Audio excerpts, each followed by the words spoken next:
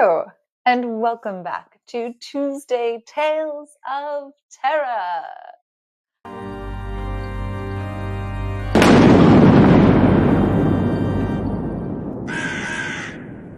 I am your host, Kali Mortwood, and I'm going to be guiding you through episode 65 of our weekly gathering where we share spooky stories. We've been working our way through Alfred Hitchcock Presents stories that go bump in the night, and tonight will be no different. So grab yourself a cup of tea, something comforting to drink, get cozy, and let's get spooky.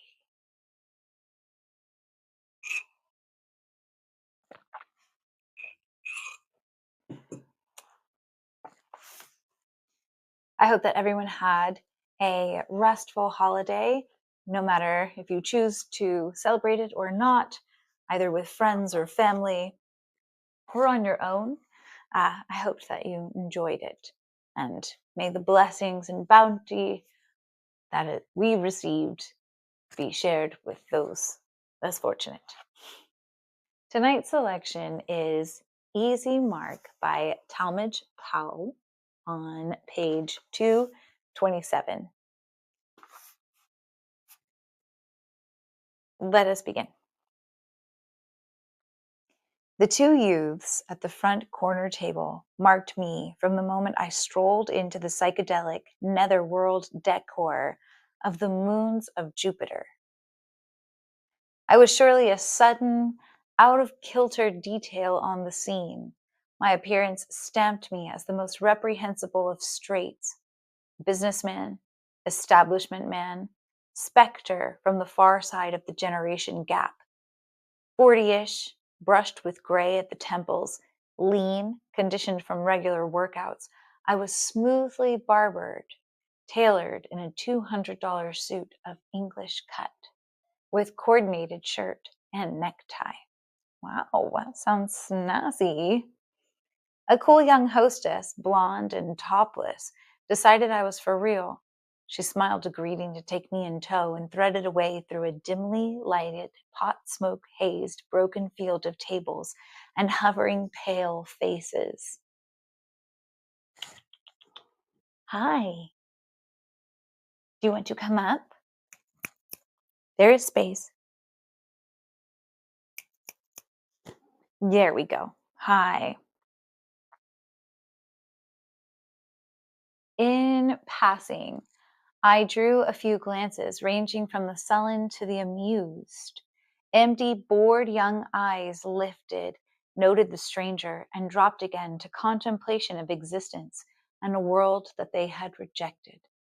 I was of no more real interest than the movement of a shadow, except to the pair at the corner table. They studied every detail about me as I was seated and ordered a drink. On the bandstand, a four-piece rock group as hairy as dusty and moth-eaten young gorillas suddenly assailed the senses with electronic sound. The lighting came and went like a Gehenna fire, swirling faces from corpse green to paranoid purple to jaundice yellow, cycling and recycling until the brain swam and burst from the brew of shattering sound and color. Wow, that was a really confusing paragraph. I've been to a concert like that. Throughout the hard rock number, I had the impression that I was being discussed by the pair at the corner table. Their faces in the ghoulish glow turned toward me, turned away, drew close over the table towards words, as words blanketed by the music were exchanged. The music shimmered to a long-drawn wail against a mad rhythmic background and slipped eerily to silence. The lighting settled to a twilight. There was a shifting of bodies and a ripple of applause. I lifted my drink, covertly watching the pair rise from the table. I sensed a decision, and my palms became a little damp as they came toward me. Their shadows streamed across my table. Suddenly they stopped. Hi, Pops. The taller, huskier one had spoken. I looked up. He was a strapping youth with a heavy-boned face lurking behind a heavy growth of thick black beard and wiry tresses that fell to his thick neck. He wore the nondescript poplin slacks, dirty and wrinkled, and a leather vest that partially covered his massive, hairy chest. Ugh. His swarthy, bare arms were corded and muscled like a weightlifter's. My goodness. The companion beside him was as tall but much thinner, a fine-boned fellow. Tangled, unwashed locks of yellow and a sparse beard graced a narrow, almost delicate face and a high-domed head. The smoldering eyes of a decadent poet peered from the shadows of large sockets. The thin-lipped mouth was faintly quirked as if sardonic amusement was an habitual reaction. "We sensed a loneliness," the poet said, "and would offer a friendly ear if you'd care to rap. Peace." He had a thin, nasal voice. His jerky delivery and the embers in his eyes were clues to a good high on drugs. Clad in a rumpled, tie-dyed gaucho shirt that hung loose about greasy ducks, he slipped with unreal movements into a chair across the table. "I'm Clive," he said, "and my boon companion is Willis." Willis wiped a palm across his leather vest and extended his hand. "Into the pudding, man." I saw no alternative at the moment but to shake his hand. His grip was modestly powerful. He pumped my hand once, then eased into the chair at my left. "Pudding?" I inquired. "As your group would put it," Chief the poet said. "Welcome to the club." "I see. Well, thanks. Buy you fellas a drink?" Willis's heavy mouth curled gently. "You're out of sight, Pops. We don't ruin the belly with booze, but you might blow the price of a joint." He lifted a muscle-lumped arm and signaled a waitress who was moving from a nearby table. She served them joints from an innocent-looking package bearing the brand name of a well-known cigarette. As Willis and Cleef fired the reefers, I ordered a second devil scotch. I figured I needed it. Cleef drew deeply, half closing his eyes and holding the smoke until his lungs burned for air. Willis was a more conservative pothead, less greedy, less desperate for a turn-on. He puffed, inhaled, exhaled. "What brings you to a place like this, Pops?" Willis asked conversationally. My gaze roamed the unreality of the room, returned to Willis's dark face. My shoulders made a vague movement. "I'm really not sure," I say. "Hung up man, ice cream man," the poet suggested. "Ice cream?" I asked. "Now and then user of drugs." "Oh, now and then user of drugs," Willis explained. "Ice cream habit." I nodded, grinned slightly. "Thanks for the translation, but I haven't had an ice cream habit. I just have an occasional scotch. Does it for me." "Translate, extrapolate," Cleve rhymed. "Rap across the gap." Willis reached and patted the back of my hand. "We'll try to talk your lingo, Pops." "Thanks, it would be less awkward." The waitress came with my drink. Willis elaborately mused on her thin face and slender, topless figure. The gesture on his part was almost pathetically obvious, a cover-up for his quick assessment of the thick wallet from which I had paid the tab. I lifted the scotch. "Cheers." I rolled the first drops under my tongue for the taste. The liquor dispelled a little of the clammy chill inside me. I set the glass down and studied it a moment. "I guess it was because of Camilla," I said finally. Come again? Willis said. The reason I came in here, I said. Dear Camilla, about the same age as some of the young women in here, early 20s, very beautiful. Willis chuckled, eyes brightening. Well, what do you know? The old boy's got himself a chick. Straight man buys anything his little heart desires, Clive said lazily. I couldn't help the angry look I shot across the table. It wasn't that way at all. Easy, Bobs, Willis suggested mildly. I lifted the glass and threw the remainder of the drink down my throat. Well, it wasn't. So, okay. I want you to understand. Sure, Pops, don't blow your mind. I took out a spotless Irish linen handkerchief and brushed the cold needles from my forehead. Blow my mind. Sonny, that's just what I did with Camilla. Couldn't eat, couldn't sleep, couldn't live without her. Went crazy if she glanced at another man. Never wanted her out of my sight.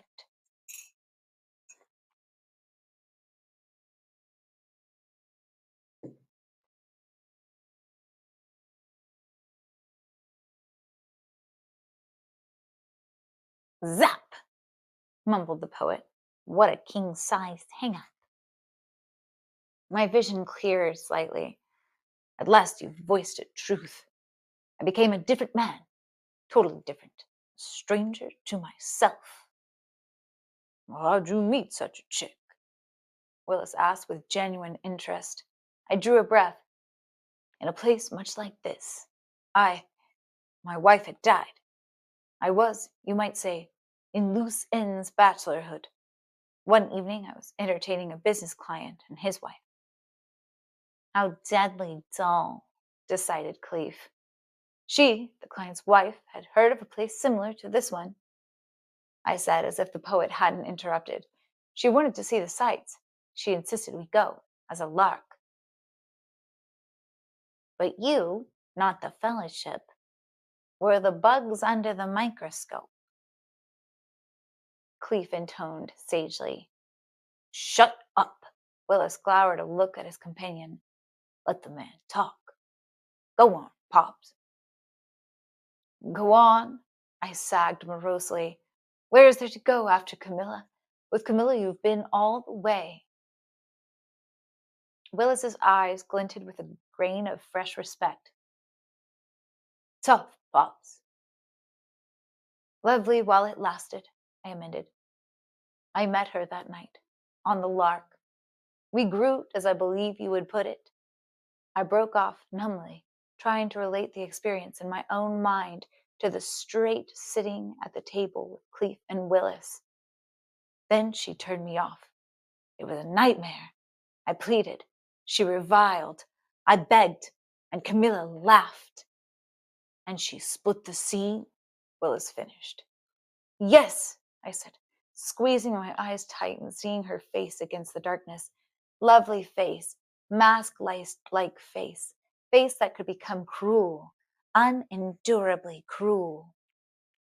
Yes, split the scene. I wrapped it up in a whisper. Willis scratched his beard and gave his head a short shake. Who'd have believed it? He lifted his eyes and looked about the moons of Jupiter. So, it was the thought of Camilla that brought you in tonight. You might say that, I agreed. I washed the final drop of scotch from the glass against my lips. You see, after Camilla, my hometown was unbearable. I left. I've wandered for a long way. It hasn't been easy. Looking for another Camilla, the poet said. I should write about you, man, if it all wasn't so corny. Clive half stood, drugged eyes flicking about the room. Is she here tonight? Another Camilla? Do you see another Camilla, man? There will never be another Camilla, Sonny, I said. Once is enough. So now you wander some more, Pops? Willis asked. Perhaps. Why don't you wander together, Pops? Have a ball. Clive and I rapped about blowing this town. We'd like to see California, New Orleans, Miami when the chill winds blow. Dust to salve the itch in our feet, the poet supplied. That's right, Pops, Willis nodded. We yearn to roam. You got a car and dough. Sorry, I said, suddenly very sober, but I don't think. Man, Willis said, you just think about Camilla. His heavy face had changed, hardened. He lifted his right hand almost to tabletop level. I saw the glint of dusky light on 6 inches of gleaming switchblade. I sat very still. This was the decision the pair had made when I'd strolled in and they'd pegged me for an easy mark. Let's go, Pops, Willis said. All right, I swallowed dryly. I won't resist. You won't have to hurt me. That's good, Pops. We don't want to hurt you. We're not stupid. Just the dough in the car. That's all. We rose from the table and walked out of the dentine room and onto a parking lot, Willis close behind me with the tip of the blade against my back. The sporty little car right over there, I said.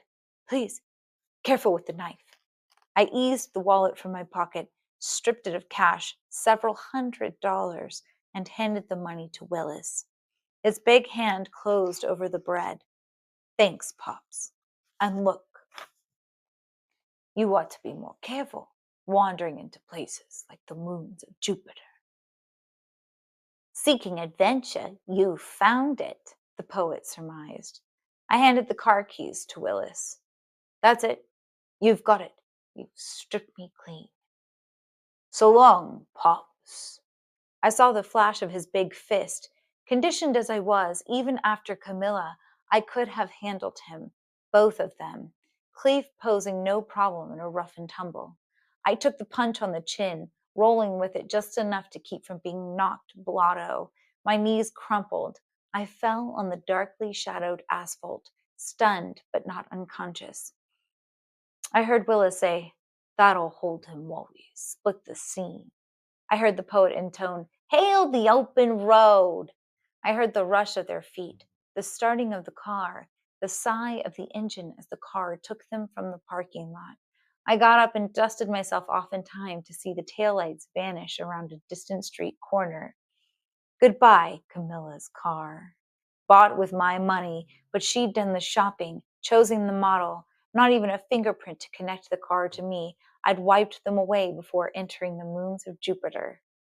I strolled to the street in order to find a taxicab several blocks from the scene. Goodbye, Camilla. I still had the smallest catch in my throat. I hadn't really meant to kill her when I struck her in that final moment of insane rage. Farewell, Camilla. It was hard to cover my tracks and get rid of you, the evidence. I wonder when they will find you in the trunk of the car, California, New Orleans, at some service station in Alabama, when the attendant moves from gas pump to the rear of the car and catches the first whiff of your ripening smell. As for you, easy marks, you know not from where I came, or where I go, or even my name, so enjoy the ride. Oh, that was a little plot twist. I wasn't sure what had happened to Camilla, but I did kind of come to the conclusion that he had murdered her when he started saying goodbye.